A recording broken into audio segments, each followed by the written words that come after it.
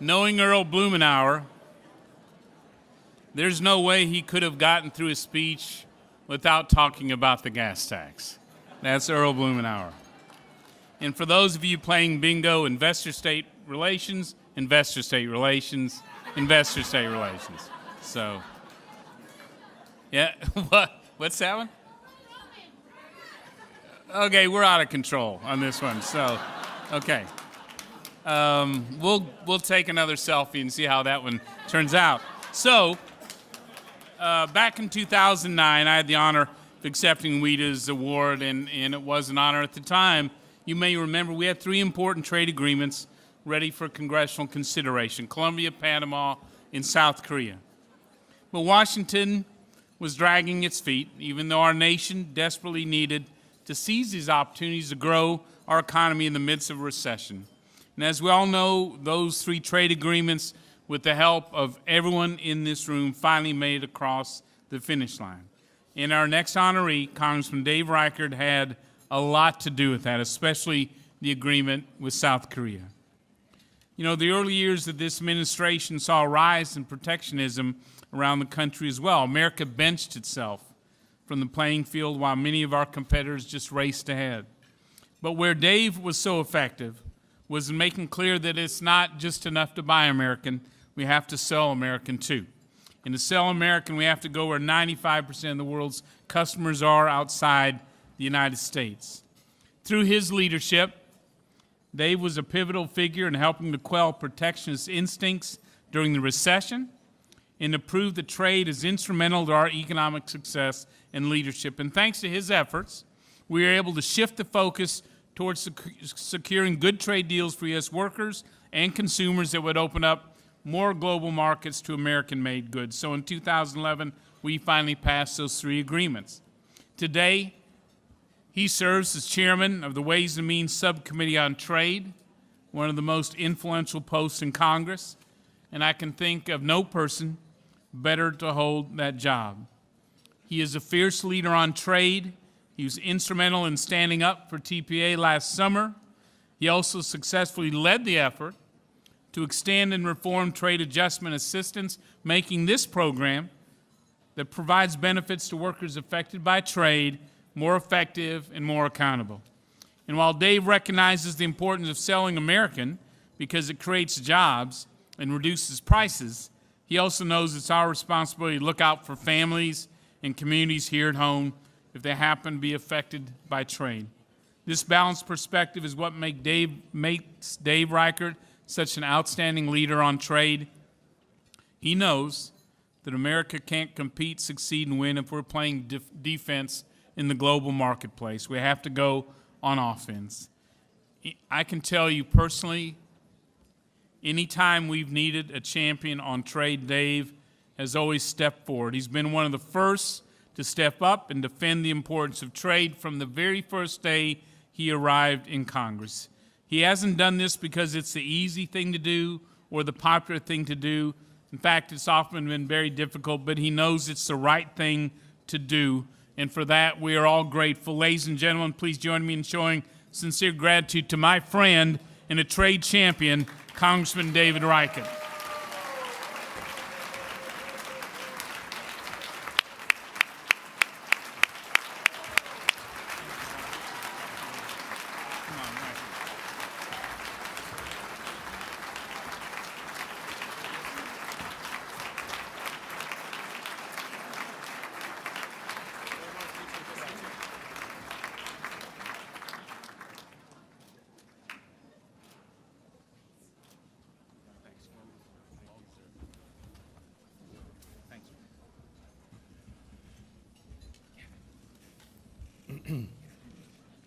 I don't have a prepared speech.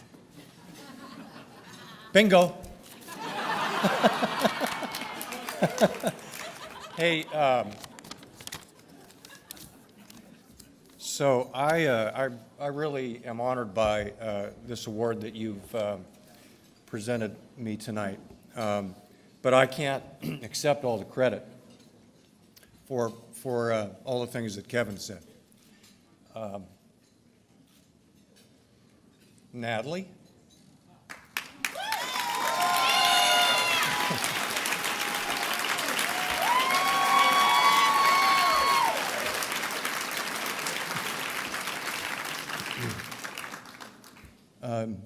know if you know this, but so I have a little laryngitis tonight, but I've been talking so much the last couple of weeks. She came to my office about 5 years ago, and she worked for free for a year because she was waiting for a spot on some Ways and Means Committee members' trade spot. So, you know, I had to hire her. And boy, am I glad she did, because when I lost my tax person to Rob Portman, she, like, Zach was gone for 15 minutes, and she said, I want tax.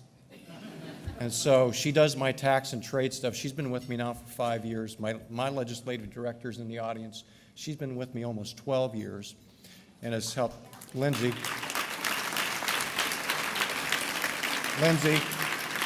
See, she's kind of shy. Oh, she's kind of shy. She's not going to stand up. I want to thank Angela and Steve and Nassim. Josh, Kellyanne, and Lila. I mean, those are the people that do the work. And, you know, going back to Korea, Wendy was my teacher when I was in Korea. And we bonded and have a great friendship. And so I'll never forget what she did for me in Korea and helping bring me along. Look, I'm just a cop in Congress. That's the way I look at this job. And they need a cop in Congress. So wouldn't you agree? So you've heard all the statistics and all that stuff, so I want to make sure you understand that I do this because I think it's the right thing to do. And I know that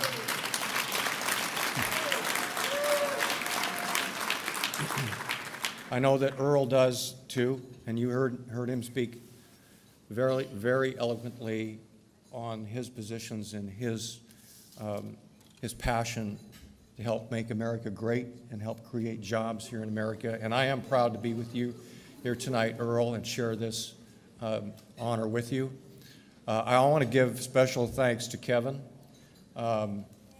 because, you know, Kevin, so I was chairing the tax policy subcommittee prior to this, and so when the speaker's job opened up, Kevin was advocating very hard for Paul to be the speaker. And no, I'm just making this stuff up. I don't have, look. And so when he moved to the chairman's spot, Pat Tieberry says, wow, I think I'll take, so I got to thank Pat too, because then he moved to health care. And I went, wow, I can get off of tax now, and I'm on trade. So I'm really happy where I am right now. But I want to say thank you to Kevin, because Kevin, too, has been patient with me and you know, I have a learning curve that I have to, I'm still continuing to learn. And, but here's the deal. Most of you might know that my previous career was in law enforcement. So I spent 33 years with the sheriff's office. I did a lot of time on the street. I worked a lot with people who are hardworking Americans. I'm the oldest of 7 kids. I ran away from school. I ran away from home. Should have ran away from school, but I did. I ran away from home when I was a senior in high school. But I still went to school, and I was trying to think about why I still went to school after I'd run away, because I had a perfect opportunity just to quit going to school. But then I figured out the reason I continued to go to school was football and girls. So, or it could have been girls and then football. I think that's the way it was. But I you know, barely finished high school. I'm dyslexic, and I grew up in a home that was dysfunctional. But here I am.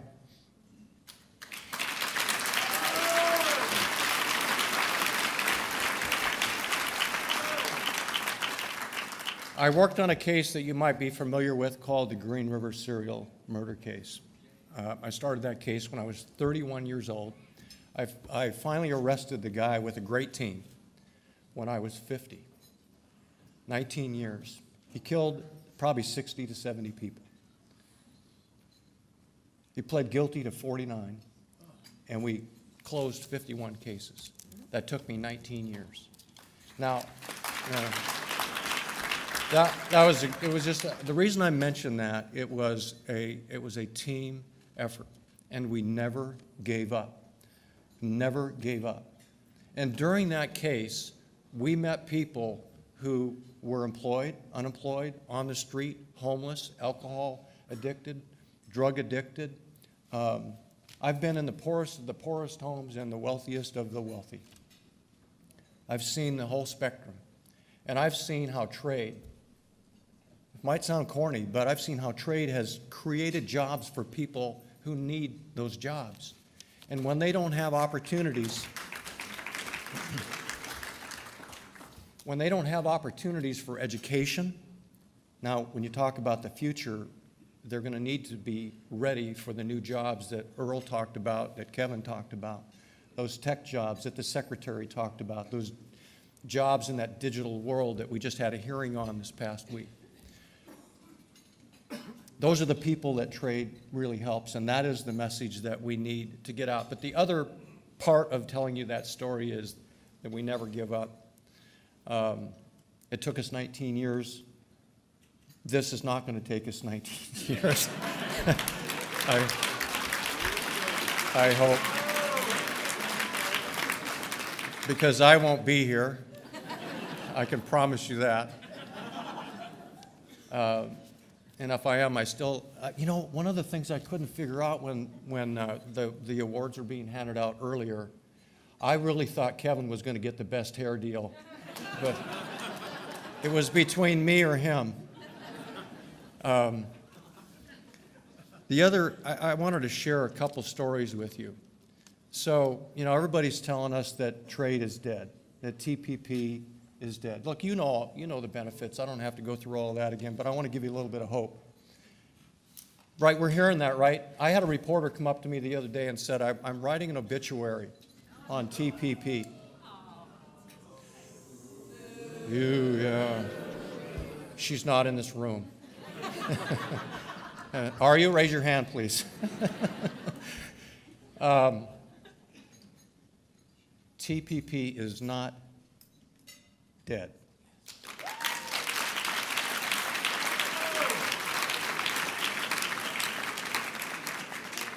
So this will get your attention if you're still playing bingo. I'm going to tell you the naked man story. Are you listening? Yeah, the ladies are listening. What did you say? Yeah. No. So the naked man story is not about me. Okay. I was a 21-year-old cop. One of my first calls, driving around in the neighborhood late at night, radio crackles, says my car number. I answer the radio. Naked man running through the neighborhood in South Seattle. So I drive over there, park my car, and I wind the window down. Yes, you had to wind the window down. Okay. There was no button. You had to wind the window. And I waited. And pretty soon, it didn't take too long, but flashed right in front of my windshield was a guy wearing clothes, running. Not a naked man, but a guy fully clothed, past my windshield.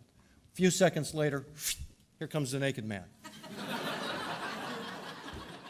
So you got to think, first of all, when I got the call, I thought, now there's got to be something wrong with the naked man, right? I mean, he's got to be been drinking, he's got a mental illness issue, something's wrong with the naked man. But why is the naked man chasing the guy wearing the clothes? So we gather these two guys up, we put them in the back seat of the police cars, and here's the story. Naked man is the good guy.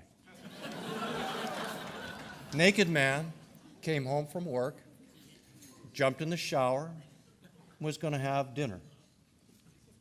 When he jumped out of the shower, he looked to his left, and clothed man was peeking in his window. So naked man says, "The hell with my pants, underwear, and towel. I'm going to catch the peeping Tom." So, good guy was the naked man. That's my naked man story. No, wait a minute. So what's the point of the naked man story? Are you ready for? Okay, here's the point. Things aren't ever what they appear to be. So when somebody says that TPP is dead, it doesn't appear that way to us.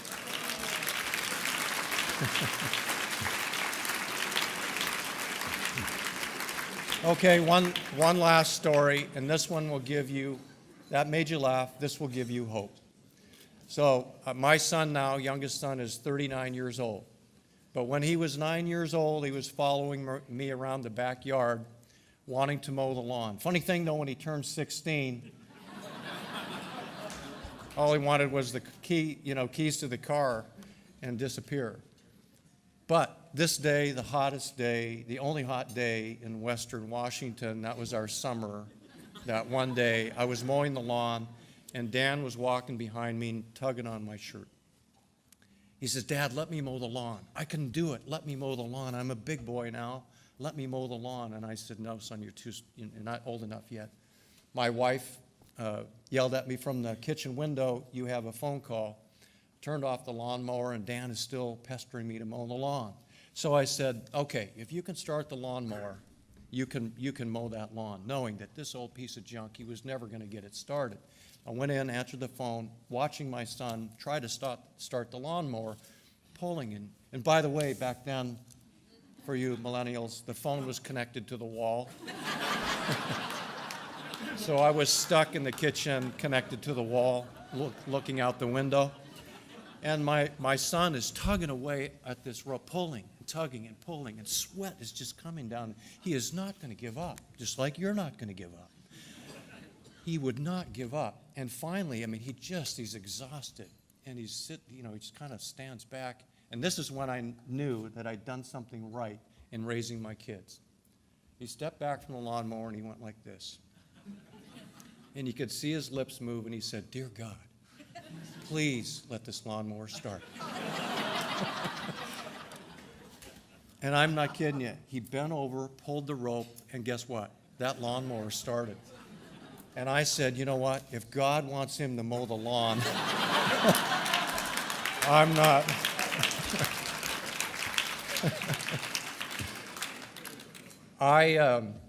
So what's the point of that story? I think you can. Here's the point.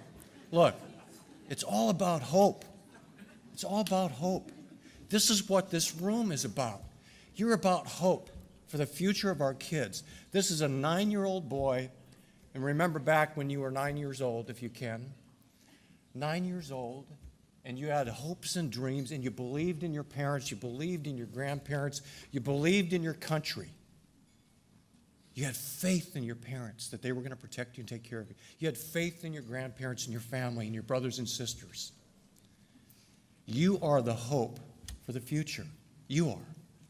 What you bring to this country and the work that you do every day is for those kids that are 9 years old.